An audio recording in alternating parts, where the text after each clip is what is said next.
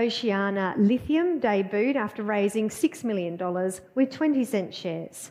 Oceana traded up as much as 80% today, settling around 31 cents in afternoon trade. The company has lithium assets in the Northern Territory and in Brazil. I spoke with non-executive chairman Gino Vitali. We're very fortunate in the sense that we were heavily oversubscribed. In fact, we had to send back something like $5.5 million, and not something an entrepreneur likes to do. We had a cap on it of $6 million, so we're very pleased with the way it's been received. So that is certainly a good problem to have. Why do you think investors liked your story?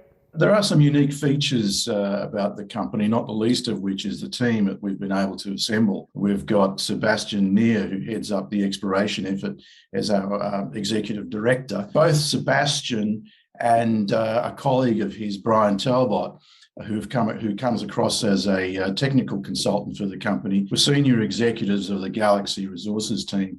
And they, of course, were taken over recently by Orocobre, now known as Allchem. So we've got an excellent, very, very highly experienced exploration team. We're joined on the board by Simon Mottram, who's resident of Brazil, so he knows the local scene there. Of course, my colleague, Jingtao Zheng, who's made a name for himself as and is now a well-respected trader in lithium concentrate, spodumene concentrate. The team, I think, is one reason why the company's been well received, and of course the projects as well. And those projects are the Napabi project, which is in the Northern Territory, and you also have a project on the northeast coast of Brazil. Can you tell me about both of them? Sure. The Solinópolis project, as we call it, after the local town, based in the state of Ceará in northeastern Brazil, is located in one of two very well identified spodumene or lithium-bearing areas. The other one is in the south of Brazil, where Sigma Lithium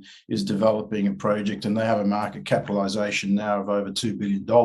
But in the northeast, that was an area that wasn't focused on. The government there conducted a survey as far back as 2012, and most recently a former explorer was able to peg the ground. So we've now been able to take advantage of the work that they performed in 2017, 2018, 2019, and we're picking up from where they left off. And where they left off was basically they left us with numerous targets. They've identified more than 15 artisanal mines on our tenements. We're not starting from scratch.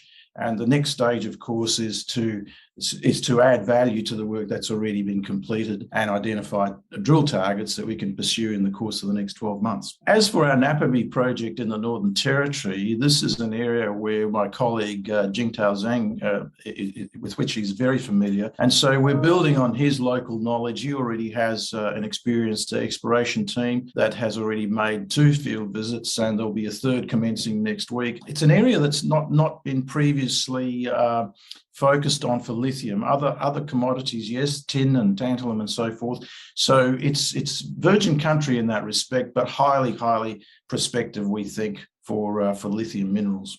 Now, of course, I'd be amiss not to ask the question about lithium right now, because lithium has gone off the boil a little, hasn't it? We're playing the long game, if you like. And if one looks around at the supply-demand situation, it's very clear that demand is way outstripping supply. Generally speaking, when people talk about supply catching up, it is true, but very often we've undershot. And so, projects take a lot longer to develop. There are complexities, geography, not the least of which is one of them. And so we're very confident that in the long term, what we've seen, for example, in the space just of the last 2 weeks is record prices being paid for spodumene concentrate. That reflects the very tight demand-supply situation, and it's not something that will correct itself overnight. Now, you have $6 million to get started. What will that allow the company to do? The plan now is to build on the work that's already been performed in Brazil in particular. By that I mean previously there were sort of more widely spaced soil sampling programs. We intend to go in with a much more highly targeted approach. We have already retained contractors, experienced geologists who will head up a team in Brazil.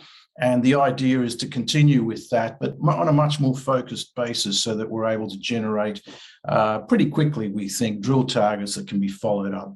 That was Gino Vitali speaking from Perth for Oceana Lithium, which debuted today under the ticker code OCN. Well, that's the deal room for this week. From all of us here at the Market Herald, have a great weekend.